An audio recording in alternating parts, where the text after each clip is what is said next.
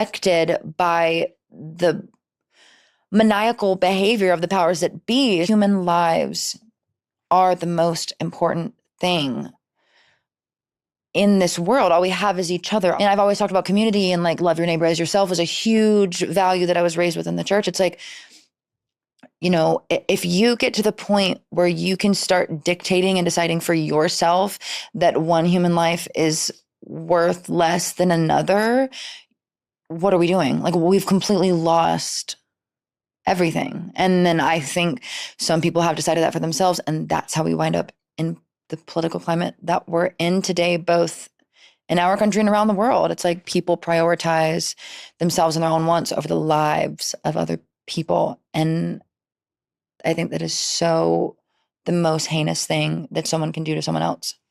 I wanted to touch on something you said a moment ago, which I found really striking, which when you were talking about the older version of yourself that you're now re-engaging with, saying that person maybe didn't love themselves or didn't have a reputation to protect or didn't have any meaning, really, but wasn't finding meaning for themselves in the world.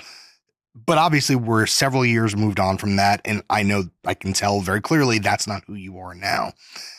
Is there a transformative moment, event, interaction? Was there something that happened when you were 20 or 21, whether it's artistic or personal or whatnot, that made you almost like molt and not be that person anymore? Yeah. What was the sort of transformation opportunity that was presented to you? I don't know if there was like a specific event, because it was, it's just kind of like every year that I got older. And I really do think that it was every year that my career got bigger. And I don't want to make it sound like I was like, oh, starting to get successful, got to Right. lock it up, whatever, got to preserve whatever. But it's like every year, every testimony I got from every person who listened to my music, every friend that I made, and you start to realize, because, growing up, I had no friends. I had no friends, no followers, no nothing. It was like me and a bunch of other edgelord teenagers yelling at each other on the internet. Like, I had no sense of self. I thought, nobody sees me, so I can do whatever I want, and I can really push the boundaries of doing whatever I want. Like, I really was just like, how loud can I yell into this void and not get a response back? But then as People I started yelling back. People started yelling back, but with love. People started to approach me and say, I love your music. I love what you do. This is so important. You're a voice. You're this. And it kind of makes you realize, oh my God, what am I doing? Like why do I feel the need to be this way? And then you realize, the art did it, basically. Yes, but it literally was the people that came to me with love and understanding. It made me realize, oh, when I say things, it does affect other people. Yeah. It does have weight. It's not weightless. It's not in a vacuum. Right. This matters. And it's the same thing as like, I honestly think about the people who come from where I come from, the people who don't leave their bubble. They just yell at each other. And then I think about my mom. My mom says, through you, I've met people that I never would have met otherwise. It makes you realize, oh my God, like I'm not yelling at and being insensitive to a 2D image on a screen or like an idea of something or whatever has been parroted to you that you parrot back into the world. It's like you are real flesh and blood. And that's something that I did not begin to realize until my career started to expand my horizons and bring me into the presence of other people who come from all different walks of life, all different lived experiences. I don't know. It just changes your worldview. It's like coming from being a homeschooled, deeply evangelical child in a small town in the South that does not, you only know what you've heard, to then meeting other people, real people. You realize the weight of everything. Yeah, weight is such an interesting way of thinking. And I find it's quite powerful, I think, you have these almost two parallel vocal selves at that time. You have what's happening on the internet, which you don't feel like there is no weight. It's just you're screaming into a void, but then you end up making music. And in a way, that's a scream of its own kind. Like that's a powerful way of expression. And there was probably a moment where you're getting more attention for the first one, relatively speaking, but then through some fortuitous set of circumstances, the other thing starts to take hold and allows you to reframe your understanding of who you could be in the world. Exactly. Yeah, which is genuinely quite powerful. Well, it's a crazy 180 moment. And I want to talk about music. We've been focused on your psychodrama, and I want to talk about the music that sort of got you to this place, but also your warring impulses within that music, because I think it's one of the things that's been very interesting to me about this first chunk of your career as Ethel Cain is the push and pull between pop and anti-pop. Yeah. You know, you make a song like American Teenager. I think a lot of people are like, she can do this? Like, why not just do this 12 times and make that an album? And instead, you know, it's slowcore, some might call it, yourself included. I know you're a fan of an artist like Grouper. You know, you're into atonal music, you're into ambient music, but you also have a little bit of a trolling impulse. And you like to make people suffer, and you like to make people feel you're suffering. Correct me if I'm wrong. Talk a little bit to us now about that push and pull. You know, you were signed to Prescription Songs, label and publishing company of Dr. Luke, the, you know, premier sort of American hit maker of the day. When we first spoke, you said, you know, the one time you got in the studio with him, he was like, simplify this, like, don't do that, you know, let's box it in. And your reaction to that has been, you know what, I'm going to follow up my breakout success with a drone album. So talk to me a little bit about how much of that is taste and how much of that is trolling. Again, it's like who's in the driver's seat. And like a lot of times the forefront, the first step is that like little badass kid. It's like, I want to be reactionary. I want to get attention. I want to do this. It's like with EPs like Inbred, Perverts, like the names alone, I was like, how funny would it be if I put out a project called Perverts? Like, I really do feel like I'm constantly gentle parenting myself. I'm like, okay, well, let's sit down and identify, why do we want to make a project called Perverts? Why do we want to do that? And so a lot of that came from the deep shame of, you know, sexuality and my place in the world. And, you know, again, with this allegations made against me recently, it's like these things projected onto me solely because of my identity as a trans woman. And so it started off as kind of a, how funny would it be to call an album Perverse? People would really be like, what the actual hell, Ethel Cain, what are you doing? And then it becomes an unpacking of, well, let's see, like, let's actually talk about it. Let's discuss this taboo really and like its place in the world and what it means to be me and feel the way I feel. Is it right? Is it wrong? I don't know. I'm not going to be biased. I'm just going to say this is how it feels. I try to let the 8-year-old drive less and less as I get older, but like sometimes we hop in the driver's seat and it's like, okay, let's do something crazy. And why does that sound the way it sounds? Why does that express itself as instrumental music, as darkness, as sad, slow? Like, why are you reacting to the idea of being palatable as you might be when you write a pop song? Right. So, I mean, whenever I first started making music, again, with no anything, it was literally me and GarageBand. I said, well, I'm not going to have a career. Nobody's ever going to know who I am. Doesn't matter. I can do whatever I want. Because, you know, when I started, I was making like Gregorian chant music. I was making electronic music. I was making pop music. I was making ambient music. I was making spoken word pieces. I was doing literally whatever tickled my fancy. I was like, I can, because it doesn't matter. You were amusing I'm not going to have a yourself. career. I can literally, I don't have to have a brand or this or that. I can do whatever. That was kind of a way for me to just have fun. And it's like, if I heard a pop song I liked, I was like, oh, I can go try to make this. Or if I heard an ambient song that I liked, I was like, what if I want to stretch out this dialogue scene from this movie from the 70s and put it through Paul Stretch and listen to it as I fall asleep? Like, I could literally do whatever I want. It was a playground. And so, you know, now with people watching with Preacher's Daughter, I thought, well, I do have to be business minded. I do have to kind of clean up some of the sludgier, dronier aspects of this and make it more palatable. You know, I do have a deal. I have people, you know, who are counting on me. You know, there's money involved. This is my livelihood now. I'm not 19. I don't have a day job and I do this in my free time. this, again, has weight. I need to take it seriously.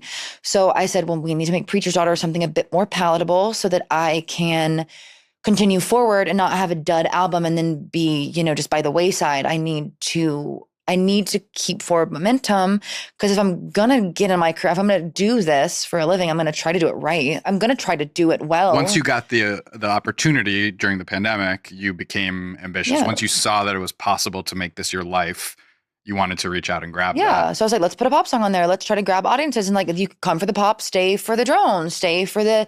Or vice versa. Yeah, do whatever you want. Stay for the 8-minute piano ballad that follows it. It's like, do whatever you want. But then, I'm also human with a little bit of an ego. And by a little bit, I mean a lot of a bit of an ego. And so naturally, when I started getting into... And there were multiple reasons that I had, reticence of being labeled as a pop artist, On the selfish side, when it first started happening, I was like, oh my God, there's no integrity in pop. Pop's the easiest thing to do, whatever, yada, yada, yada.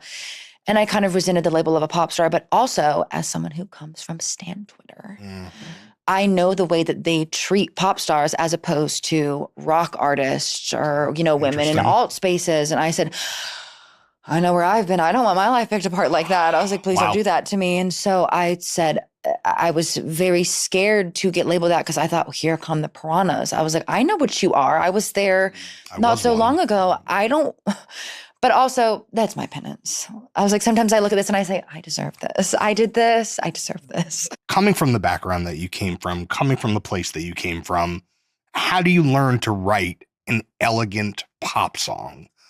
Because that is, like you say, maybe when you were younger, you were like, damn, that's easy. That's light work. But we all know that it's actually quite hard. It's really challenging. And you're not a collaborator. Yeah. You mostly make this music by yourself in your bedroom. You're not like in the studio with a million writers and producers and whatever. Top liners and yada, yada, yada. I wonder, so where did you pick, especially as someone that wasn't exposed to a lot of pop in your early years, where did your antennae pick up the kind of toolkit?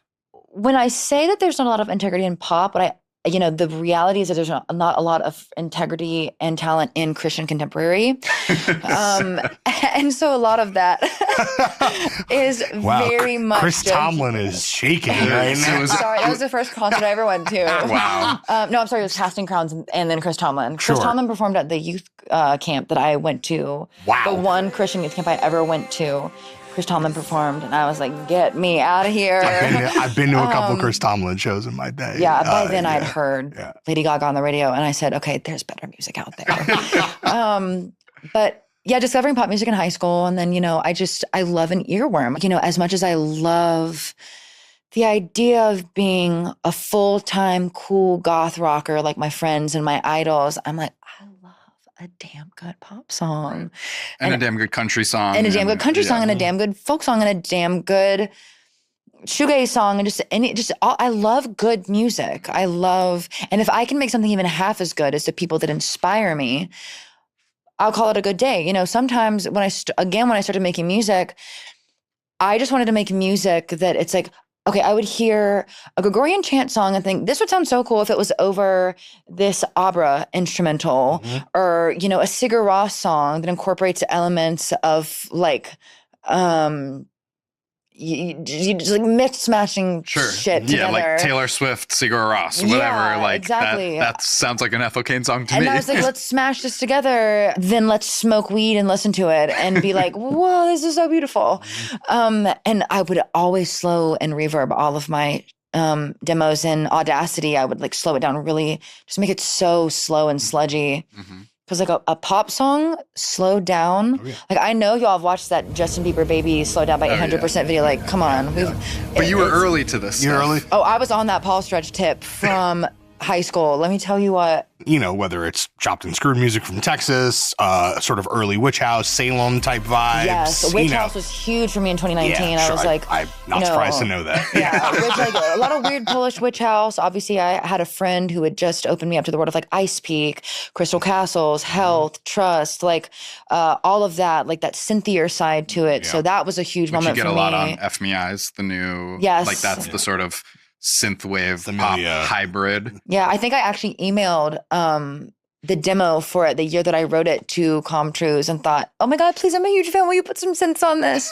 Cause I'm a huge fan of Calm Trues, like love that 80s. I mean, the 80s synthwave, like false nostalgia, whatever. Like I eat it up every time. It's like, it's not hard to make synthwave that really just gets me going. I'm like, yes, it's licensed to drive. I'm 16 years old. I just stole a car. I'm having fun. You also said earlier, maybe you want to go away a little. Maybe you want to live a little, travel a little, have new experiences. Does the Ethel Cain character sustain and have room for that new living? Or is that new living potentially something that'll end up in art that's outside of the Ethel Cain character? Oh, yeah. It's funny. Ethel Cain was kind of where I found my success with, but there's so many things I want to do besides Ethel Cain, you know?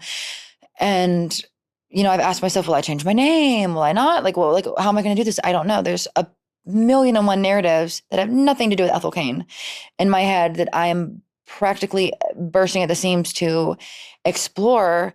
And for a while, I kind of pinned myself into a corner and thought, oh, everything I do, even if it's not necessarily narrative, I have to cram it in and find a way to inject it and make it work and this and that. But it's like, no, I want to write for myself. I'd love to write with other people. I want to collaborate with my friends. A lot of my friends are very, very talented artists who inspire me to this day. I would love to work with them. I would love to make TV shows. I would love to do books. There's so many things I'd love to do. I don't know if I'll get to all of it. The world is a free, it's sandbox. It's like I can do whatever I want. And especially now that you have the resources and the audience. And I wonder, before we get to our snack portion of the day, how that time away from the spotlight is working for you. Is it working? You said something the first time we spoke before Preacher's Daughter came out to me that you wanted to be like Enya or Joanna Newsom, where you could just go in your little hole, hide out for a couple years and then pop out when you have something worth sharing with the world. I think that's part of, as we touched on at the beginning, you living in these remote locales, let's call them, that I think are also inspiring for you aesthetically because of where you're from, because of your interests. What is that time in between records and in between tours like for you?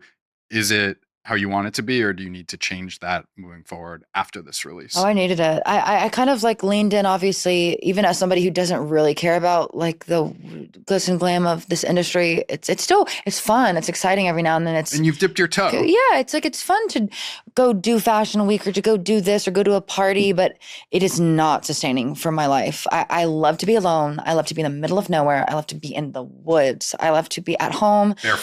Barefoot. Pickup truck. Just crashed my truck and I refuse to get it fixed because I'm like, the same truck that you bought like shit. When you signed your record deal? I just love, I'm like, put me there. What kind of truck, if we can ask? I drive a Chevy Silverado. Great. Work truck, rubber flooring. Filthy. Rusty. Sounds amazing. My dad's always like, you got to get it fixed. I'm like, no, I want it to look like yours. So I'm like, I'm doing this because I love you. I learned from you, Dad. It needs patina. I'm like, I'm not, I'm do this. So I'm like, when that semi truck hit me on the way to Atlanta, I'm like, I don't want to get that dent buffed out. I want to keep it. But that's just how I was raised. I was raised in the South, country girl. My dad was a trucker. My mom was a stay-at-home mom. I grew up in a trailer. I'm like, I'm sorry. Whatever people think, that was my life. That's what I want. And there's no pull, Silver Lake or Brooklyn. No, it's nothing. Not you've continued to not be tempted by that lifestyle. I would not have been showing my ass on the internet like that if I would have had people in my life talking about, you can't do that. Nobody was telling me not to do that. I wish more artists would not live in Silver Lake. I think it's crucial to your artistic practice, and I'm frankly impressed. I did not think you would stick to it, if I'm being totally honest. One thing I think is so crazy, I'm like, if you